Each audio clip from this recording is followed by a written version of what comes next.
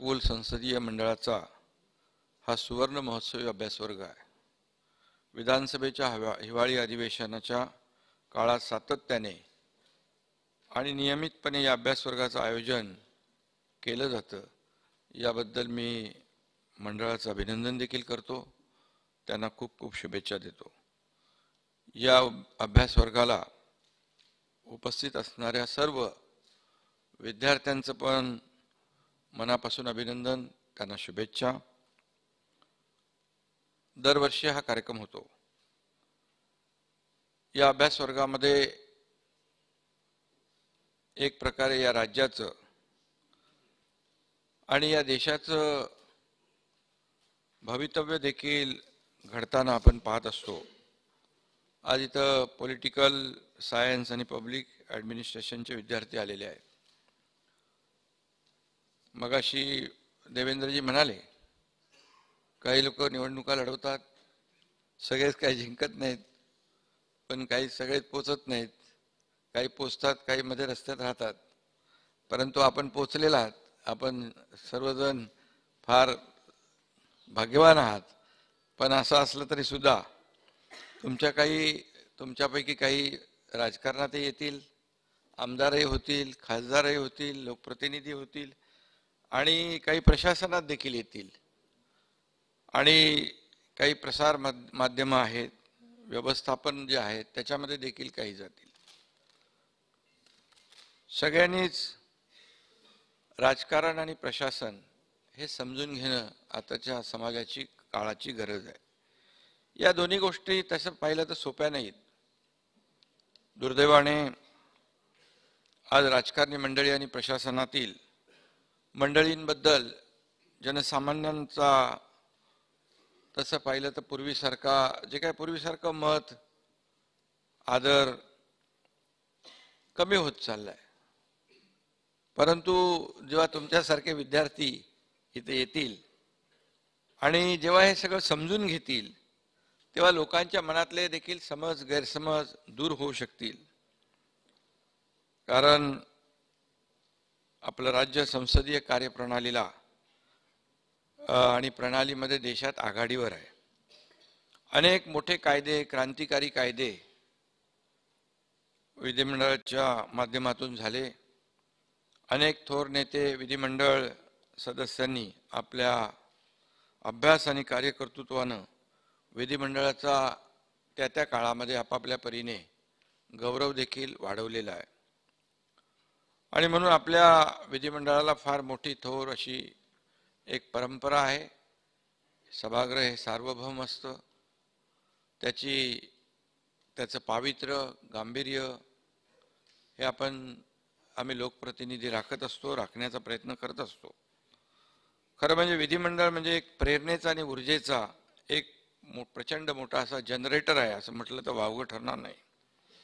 केवळ इथल्या सन्मान्य सदस्यांनाच नाही तर पॉलिटिकल सायन्स आणि ॲडमिनिस्ट्रेशन आणि एकूणच राजकीय विचारवंत, राजकीय तज्ज्ञ, माध्यमं आणि सर्वसामान्य जनता यांच्यासाठी हे स्थळ एक वेगळीच ऊर्जा देणारं देखील आहे. लोकशाहीमध्ये सर्वसामान्यांना त्यांच्या प्रश्नांची आणि समस्यांची सोडवणूक करण्यासाठी आज विधानसभा आणि विधान परिषद ही दोन्ही व्यासपीठं उपलब्ध आहेत. अधिवेशन काळामध्ये विधान परिषद काय, विधानसभा काय, यामध्ये आपण पाठवलेला लोकप्रतिनिधी आपल्या मतदारांचे, विधानसभेचे किंबहुना राज्याचे प्रश्न किती हिरिरीने मांडतो यावर देखील सर्वसामान्य लोकांचं लक्ष असतं आणि त्याप्रमाणे तो लोकप्रतिनिधी प्रयत्न करत असतो. या विधिमंडळात चालणारे कामकाज आपल्याला इथं बघायला मिळतं. अनेक विद्यार्थी येतात, दोन्ही सभागृहाचं कामकाज देखील पाहतात आणि जनतेने निवडून दिलेले लोकप्रतिनिधी कशा रीतीने आपल्या समस्या मांडतात ते आपल्याला या ठिकाणी तुम्हाला बघायला देखील मिळतं. विविध कायद्यांची निर्मिती कशी होते ते देखील आपल्याला त्याचाही अनुभव या ठिकाणी पाहायला मिळू शकतो. विधिमंडळ काळामध्ये अधिवेशन काळात अनेक महत्त्वाच्या कायद्यांवर व विषयांवर साधक बाधक चर्चा होते. पण मगाशी देवेंद्रजींनी सांगितलं त्याप्रमाणे एखादा सदस्य एखाद्या विषयावर राज्याच्या हिताच्या समस्येवर प्रश्नावर अतिशय पोटदी मिळायला पाहिजे तेवढी मिळत नाही. पण गोंधळ, सभात्याग, तहकुबी, बहिष्कार असं विरोधी पक्षाने चिंतन चालू. तर तेवढी प्रसिद्धी भरपूर मिळते आणि हे थोडंसं आपण माध्यमाने देखील याची विचार केला पाहिजे. प्रसार माध्यमांमध्ये जे काही खऱ्या अर्थाने या सभागृहाचं जे कामकाज आहे ते कामकाज दाखवलं जातं आणि प्रसार माध्यम, समाज माध्यम यामध्ये देखील सभागृहाचं जे काही कामकाज आहे ते त्याची जाणीव देखील तुमच्यासारख्या विद्यार्थ्यांनी आपापल्या क्षेत्रामध्ये रुजवण्याचं काम केलं पाहिजे. या प्रकारच्या संसदीय कार्यशाळांमधून आपल्याला खरं म्हणजे तेच साधायचं आहे. देशातलं राजकारण आणि त्याचं चित्र झपाट्याने बदलत आहे. परफॉर्मन्सला खूप महत्त्व आहे. आपण किती परफॉर्मन्स करतो, किती चांगले प्रश्न मांडतो आणि त्याला उत्तर देखील मिळवून घेतो याला महत्त्व आहे. आणि म्हणून मगाशी म्हणजे म्हटलं, जनतेच्या अपेक्षा शासन आणि प्रशासन या दोघांकडूनही आहेत. त्याला आपण खरं उतरण्याचा प्रयत्न प्रामाणिकपणे करत असतो. सत्ता ही कोणाची एक कायम मिराजदारी नसते. पूर्वी 5 वर्षांनी निवडणुका ही राजकीय लोकप्रतिनिधींची परीक्षा असायची. आता दररोज आम्हाला परीक्षेला सामोरं जावं लागतं. दिलेली कमिटमेंट पूर्ण करणं, आपल्या भागाच्या, प्रदेशाच्या, राज्याच्या आणि देशाच्या विकासाच्या बाबतीमध्ये सर्वसमावेशक आणि भविष्यातील आव्हानांचा विचार करून नियोजन करावं लागतं. आणि खरं म्हणजे एक उदाहरण आपल्याला सांगू इच्छितो. कोविडमध्ये आपल्याला खूप मर्यादा आल्या होत्या. आपण सगळ्यांनी कोविड अनुभवला. अनपेक्षितपणे ते संकट आपल्यावर आलं होतं. त्याचा सामना देखील आपण केला समर्थपणे सगळ्यांनीच. कोविड नंतरच्या काळात आमचं महायुती सरकार या ठिकाणी सत्तेवर आलं आणि मी या ठिकाणी अभिमानाने सांगू इच्छितो की राज्यभरातून मोठ्या प्रमाणावर समस्या घेऊन, प्रश्न घेऊन येणाऱ्या नागरिकांचा ओघ मोठ्या प्रमाणावर मंत्रालयामध्ये सुरू झाला. दररोज हजारो लोक मंत्रालयामध्ये आता येत आहेत. सगळेच काय प्रश्न सुटतात असं आम्ही मानणाऱ्यांपैकी नाही, परंतु जे काही प्रयत्न आहेत ते सरकारकडून आणि प्रशासनाकडून प्रामाणिकपणे झाले पाहिजे ही भूमिका आणि भावना आपल्या सरकारची आहे आणि त्यातून अनेक लोकांना न्याय मिळत असतो. एकीकडे ही व्यवस्था आम्ही गुड गव्हर्नन्सच्या बाबतीत स्वीकारली, तर दुसरीकडे शासन आपल्या दारी सारख्या देशातल्या वैशिष्ट्यपूर्ण एक महत्त्वाकांक्षी उपक्रम देखील सुरू करून या राज्य सरकारने थेट जनतेच्या दारी आणि घरी जाऊन प्रत्यक्ष विविध योजनांचा लाभ देखील देणं सुरू केलेलं आहे. आणि म्हणून मी आपल्याला एवढंच सांगतो की राजकीय परिस्थितीमध्ये विरोध म्हणजे चांगल्या कामाचं कौतुक हे प्रत्येकाने केलं पाहिजे, परंतु विरोधाला विरोध म्हणून हे न करता किंबहुना जे काही सध्या एकमेकावर आरोप प्रत्यारोप, चिखलफेक, बिलो द बेल्ट वार करणं हे देखील जी परंपरा आपल्या महाराष्ट्राची नाही आहे, ही संस्कृती आपल्या महाराष्ट्राची नाही आहे. आणि म्हणून प्रत्येकानेच आत्मचिंतन केलं पाहिजे, आत्मपरीक्षण केलं पाहिजे.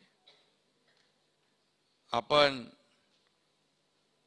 आपल्याला काय मिळालं यापेक्षा आपण देशाला काय देऊ शकतो ही भावना प्रत्येकाने मनात ठेवली पाहिजे. आणि म्हणूनच अनेक लोक अनेक प्रकारची कामं करत असतात. खरं म्हणजे आदर्श लोकप्रतिनिधी देखील अनेक आहेत, आदर्श संसदपटू देखील त्यांना अनेक लोकांना किताब मिळतो. मी मुद्दाम या ठिकाणी सांगू इच्छितो की आदर्श लोकप्रतिनिधी म्हणून आज जर आपण पाहिलं तर मी या देशाचे आदरणीय प्रधानमंत्री नरेंद्र मोदी साहेबांचं नाव घेऊ शकतो. कारण आज त्यांनी जे देशासाठी आपलं सर्व जीवन समर्पित केलेलं आहे. गेले 9-9.5 वर्षामध्ये आज देशाला आपल्या एका उंचीवर नेण्याचं काम केलंय. जगभरामध्ये भारत देशाचा सन्मान वाढवण्याचं काम केलेलं आहे. मी कोणावर टीका करू इच्छित नाही, परंतु या 9 वर्षामध्ये एकही स्वतःसाठी सुट्टी न घेणारा प्रधानमंत्री लोकप्रतिनिधी अशी त्यांची ओळख आणि समाजातल्या सर्व घटकांसाठी योजना जसं आमचे शासन आपल्या दारी तसे आज विकास यात्रा ज्या योजना आहेत त्या लोकांपर्यंत पोहोचल्या पाहिजे त्यालाही प्राधान्य दिलं. मगाशी नीलमताई म्हणाल्या की महिला आणि पुरुष उभा राहिल्यानंतर दोघं एकत्र कोणाला बोलायला देणार तर आपल्या महिलांना द्यायला लागेल. महिलांनाच आपण प्राधान्य, आपली संस्कृती आहे. आणि आता मोदी साहेबांनी देखील प्राधान्य दिलेलं आहे. आणि म्हणून गमतीचा भाग सोडला तर खऱ्या अर्थाने आज आपण एका राज्यामध्ये आपल्या काम करत असताना खूप मोठ्या प्रमाणावर सर्वसामान्य लोकांना न्याय कसा मिळेल आणि अनेक योजना ज्या आहेत, अनेक निर्णय जे आहेत त्याचा शेवटच्या घटकापर्यंत फायदा कसा होईल हे देखील आपण पाहिलं पाहिजे. मगाशी कसं विधानसभा आशिषजींनी मगाशी सांगितलं की एक सर्वसामान्य ग्रास रूटचा कार्यकर्ता, तळागाळातला कार्यकर्ता आमदार होतो, नंतर मुख्यमंत्री होतो. खरं म्हणजे मी पूर्वी आमचे मोदा जोशी आमदार होते त्यांच्यावर यायचो काही कामानिमित्त, त्यानंतरही अनेक वेळा आलो. त्यावेळेस असं कधी मोदा जोशी असल्यामुळे असं कधी वाटलंच नाही की कधी या सभागृहामध्ये यावं. परंतु दुर्दैवाने त्यांचं दुःखद निधन झालं. खूप सिनियर मोस्ट आमदार म्हणून त्यांचा परिचय होता. आणि अगदी मनापासून जेव्हा आपण काम करतो, समाजाची सेवा करतो, कुठली अपेक्षा न ठेवता काम करतो, आपण काहीतरी समाजाला देणं लागतो या भावनेने जेव्हा आपण काम करतो तर आपल्याला काही मागावं लागत नाही. समाज आपल्याला देत असतो, समाज आपल्याला पुढं करत असतो. ही भावना प्रत्येकाच्या, काही लोकप्रतिनिधी असेल, प्रशासन असेल किंवा आपण आहात, आपल्या मनामध्ये अशा प्रकारची भावना असली पाहिजे. देशभक्ती, राष्ट्रभक्ती आपल्या ओतप्रोत भरलेली असली पाहिजे. आणि आपण देशासाठी, आपल्या राज्यासाठी, आपल्या गावासाठी काहीतरी केलं पाहिजे ही भावना मनामध्ये ठेवून आपण जेव्हा काम करतो तेव्हा आपण कुठलंही आपल्याला मागे वळून पाहण्याची आवश्यकता लागत नाही. न मागताही बऱ्याचशा सगळ्या गोष्टी आपल्यापर्यंत पोहोचत असतात. फक्त मिळालेली संधी त्याचं सोनं करणं हे काम मात्र आपल्याला केलं पाहिजे. आणि सत्ता असताना जे अधिकार आहेत, ती सत्ता आहे ही आपल्याकरता, आपल्या फायद्याकरता न राबवता या महाराष्ट्रातल्या सर्वसामान्य जनतेसाठी जेव्हा आपण राबवतो आणि अनेक निर्णय घेतो आणि त्याग भावनेने, समर्पित भावनेने जेव्हा आपण काम करतो तेव्हा तुम्ही सत्तेत असा नसा, जनता तुमच्या सोबत असते. एवढंच आपल्याला केलं पाहिजे. मी आपल्या सगळ्यांना मनापासून या ठिकाणी धन्यवाद देतो आणि राष्ट्रकुल संसदीय मंडळ सुवर्ण महोत्सवी अभ्यास वर्गाला शुभेच्छा देतो. सर्व विद्यार्थ्यांना, प्राध्यापक आहे सगळ्यांना शुभेच्छा देतो आणि 50व्या सुवर्ण महोत्सवी संसदीय अभ्यास वर्गाचं उद्घाटन झालं असं मी जाहीर करतो.